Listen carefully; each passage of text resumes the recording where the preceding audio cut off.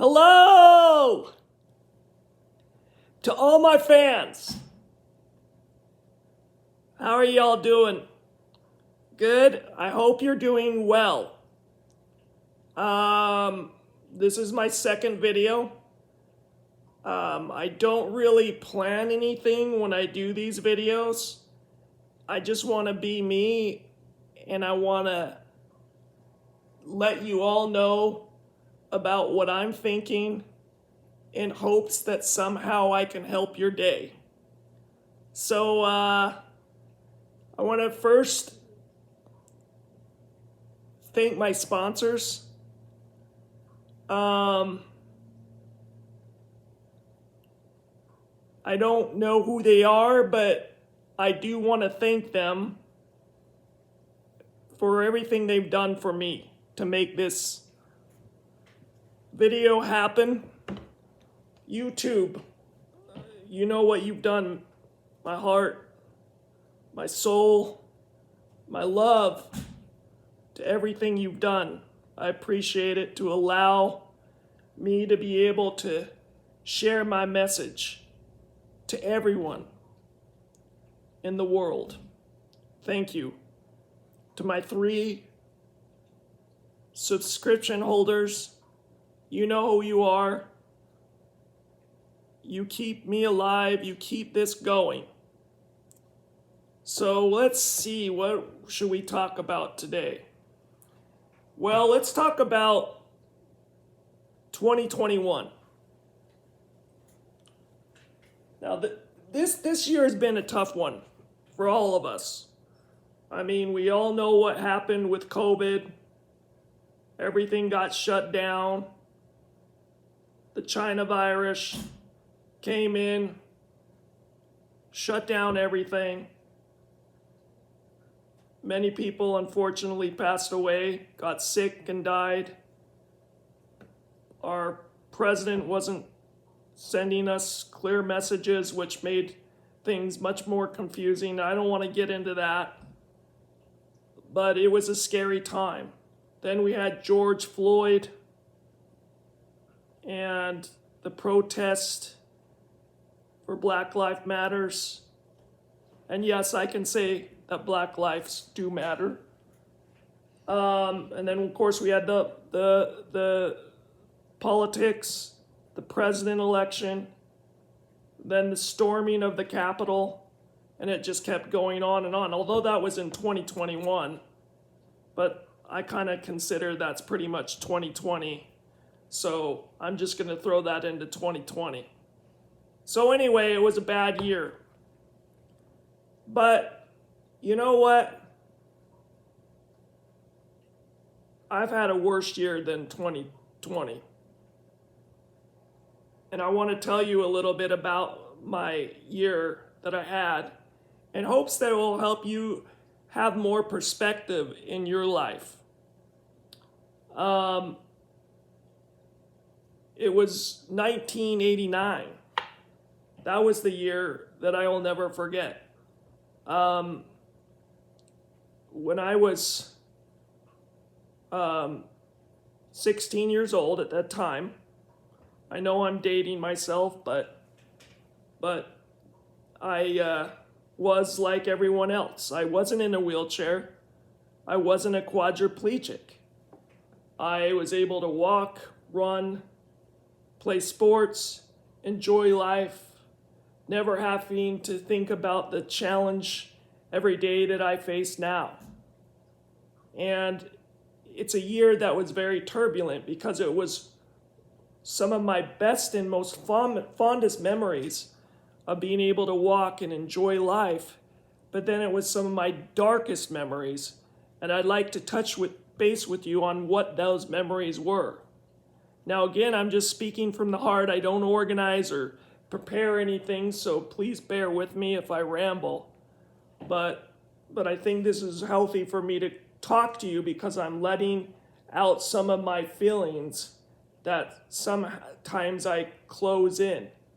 So I'm going to go through you that day, and I'm wanting you to be there with me as you visualize what it was like for somebody who was only 16 years old, who has not yet identified who he was and what he wanted to become in life.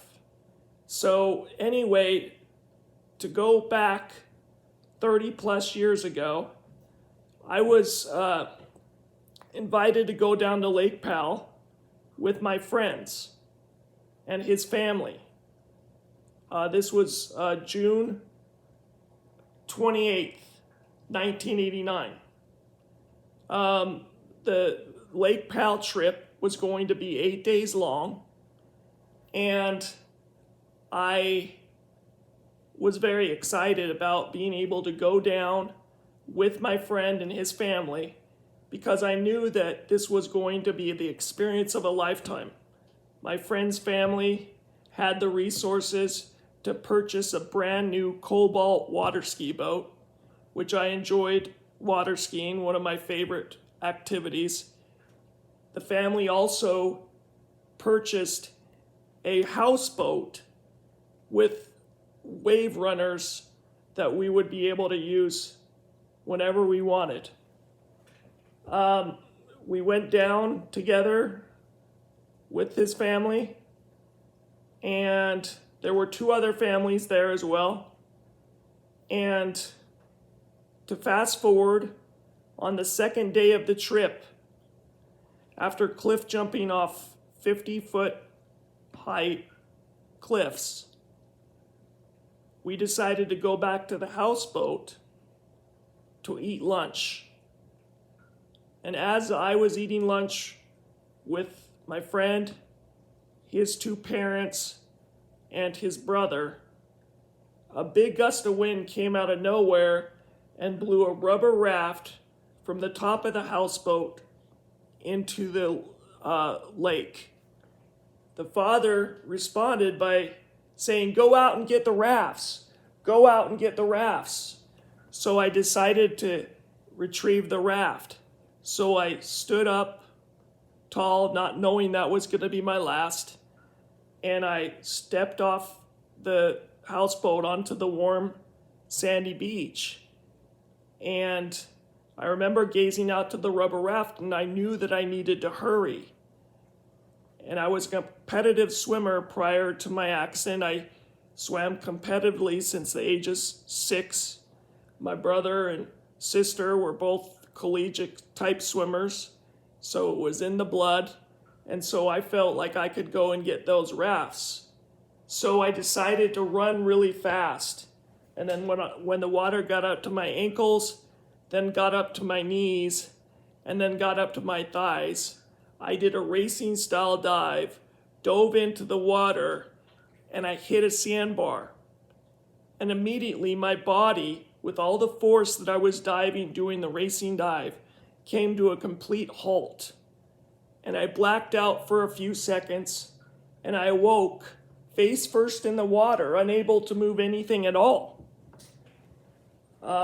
And I was in a predicament of survival. I could not physically turn myself over. So all I could do was hold my breath. So I held my breath for 30 seconds. No one was there. Still couldn't move anything below my neck. So I had to hold my breath for even longer. So I held my breath for a minute. Still, I couldn't move. No one was there. I didn't know what had happened to me. I was trying, I was thinking, I was doing everything in my mind that was natural to me, which was to just turn around and stand up. But little did I know that I had broken my neck. So I held my breath for a minute and a half. And it was then when I started to panic. I started to think that I could die from this experience. That a simple dive into a lake could ultimately kill me. The last thing that I had in my mind that I would ever drown, being a competitive swimmer that I was. So as I started to panic, and I started to scream. I remember feeling some arms come across my chest and lift me up out of the water. And it was my friend, my best friend, Ryan. And I asked him, I said, Ryan, how are you holding me up? Because I couldn't feel anything below my chest, which meant I couldn't feel his arms. And he said, what are you doing? Why are you doing this? He thought I was goofing off. He didn't know why I couldn't move. He said, Tim, get up, stand up. I said, I can't. And then he said, okay. So he called his parents. His parents came. His brother came. They grabbed me by my legs. The other one grabbed me by my left leg. Ryan was behind me. They carried me over their shoulders. They carried me into the houseboat. And while I was in the hospital, they laid me down on a bench. And they looked at me. They asked me, can I move? And I said, no, I can't move. And I had no idea what was going on. Remember, 16 years old. Only thing that I remember that was challenging at 16 was figuring out what to wear that day.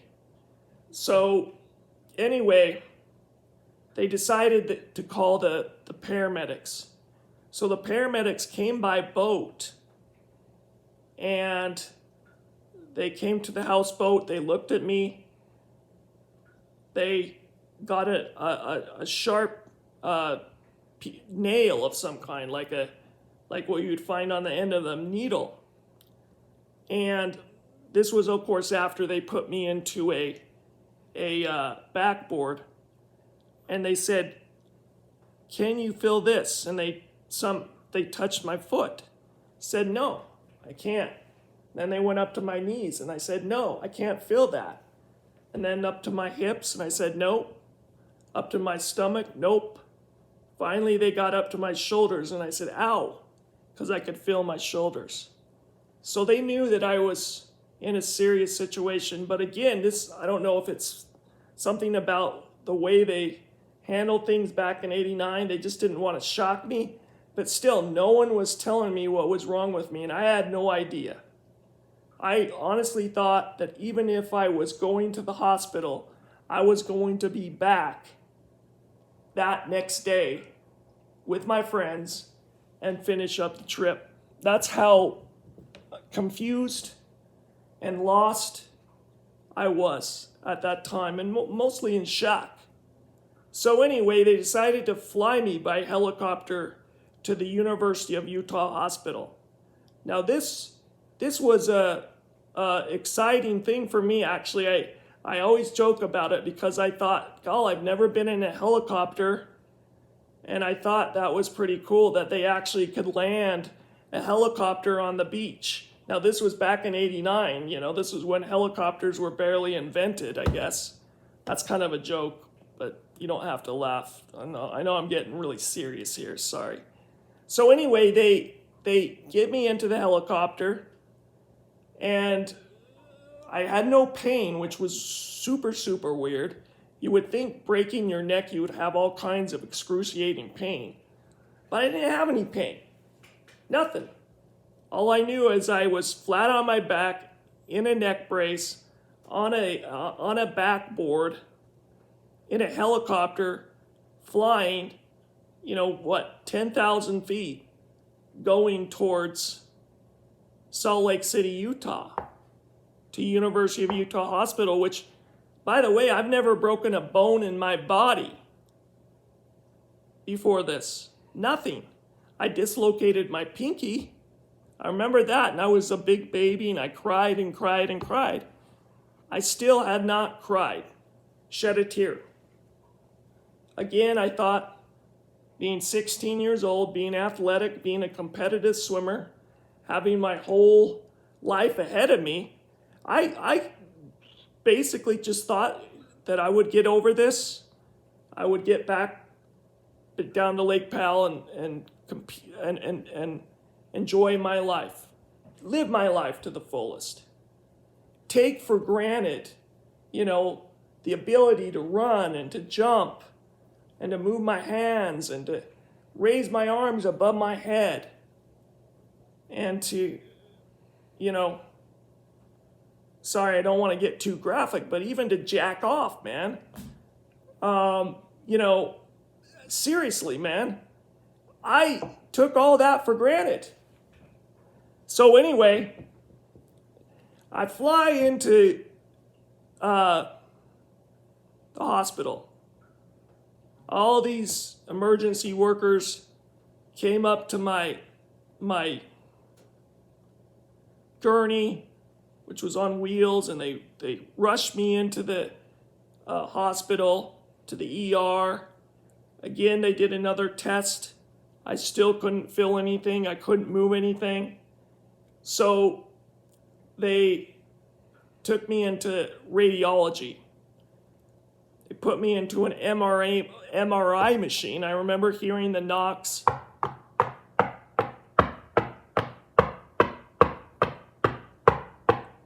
I was in this tube, hearing those knocks. And I remember I started then to get claustrophobic. And I thought to myself, what's going on here? I had no explanation, no doctor telling me anything that was going on. I started to get confused. I started to get a panic attack for the first time in my life.